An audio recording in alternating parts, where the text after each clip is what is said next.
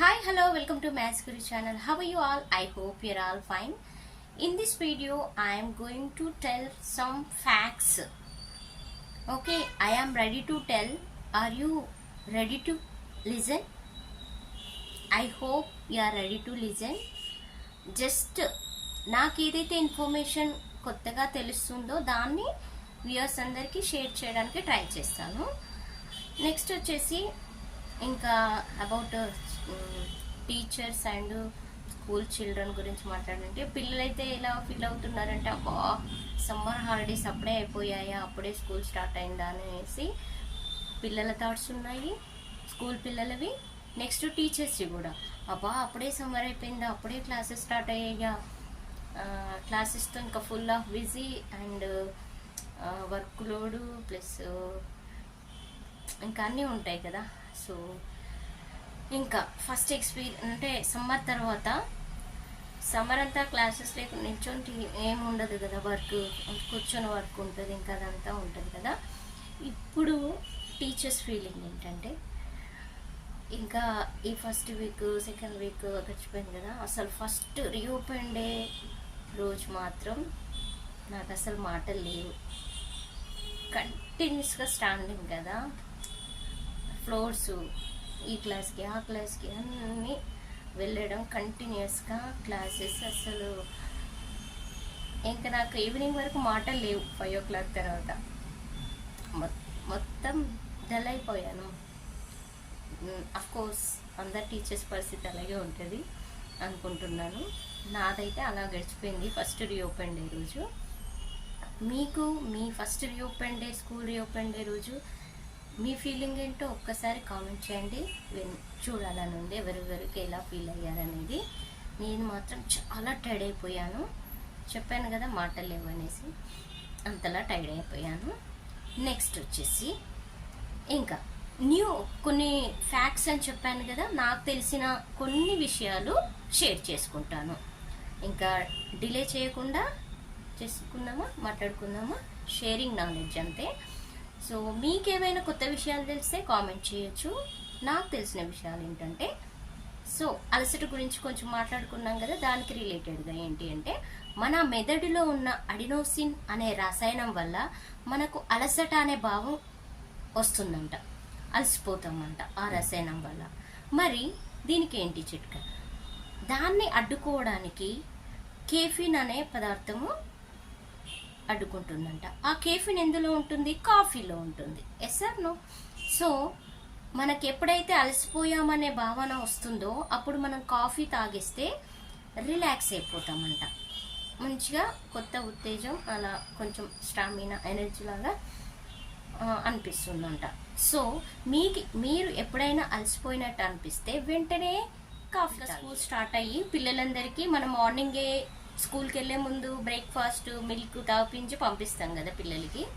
మరి ఏ పాలు అయితే తొందరగా డైజెషన్ అవుతాయి పిల్లలకి, ఏ పాలు అంటే బాగుంటుంది అంటే పాలు అంటే పిల్లలకి పెట్టడం వల్ల మనకి ఏంటంటే వాళ్ళకి పాల ద్వారా ప్రోటీన్ అవన్నీ వస్తాయి అనేసి మిల్క్ ఇచ్చి పంపిస్తాం కదా తాగడానికి.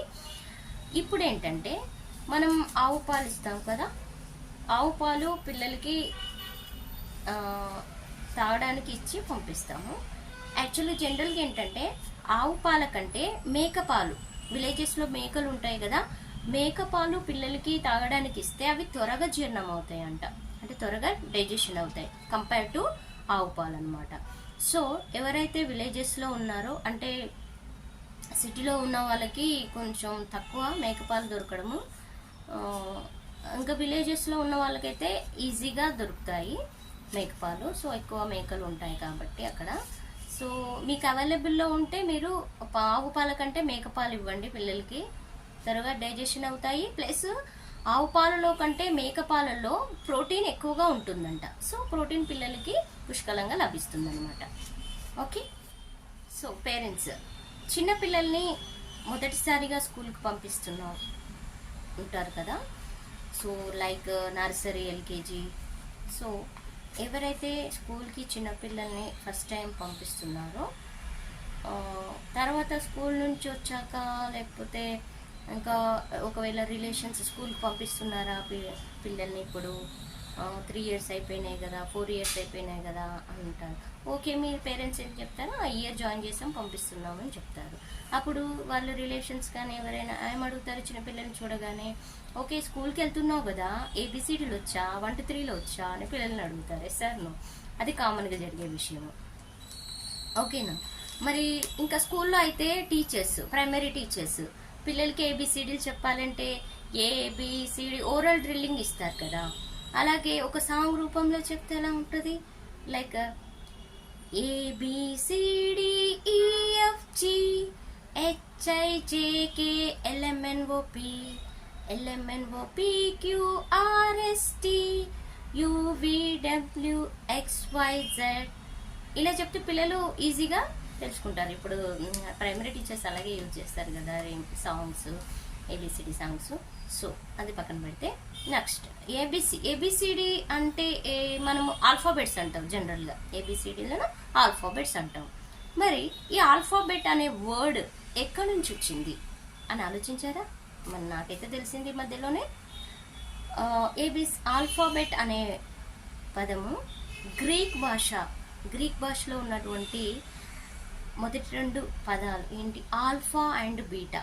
ఆల్ఫా అండ్ బీటా నుంచి ఆల్ఫాబెట్ అనే వర్డ్ వచ్చిందంట. ఓకేనా. ఈ మధ్యలో మనము చూస్తే పర్యావరణం చాలా ఎఫెక్ట్ అవుతుంది, ఎందుకంటే అడవులన్నీ నరికేస్తున్నారు.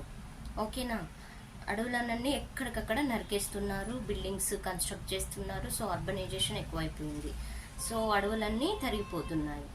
సో ఈ సిచ్యువేషన్ యాక్చువల్గా అడవులను నరికివేయకుండా అంటే నరికివేయడాన్ని నిషేధించిన మొట్టమొదటి దేశం ఏంటంటే నార్వే. అడవులను నరికేయడం నిషేధించారంట ఫస్ట్ కంట్రీ ఏంటంటే నార్వే. సో మనకు కూడా అలా వస్తే బాగుంటుంది అనుకుంటున్నాను.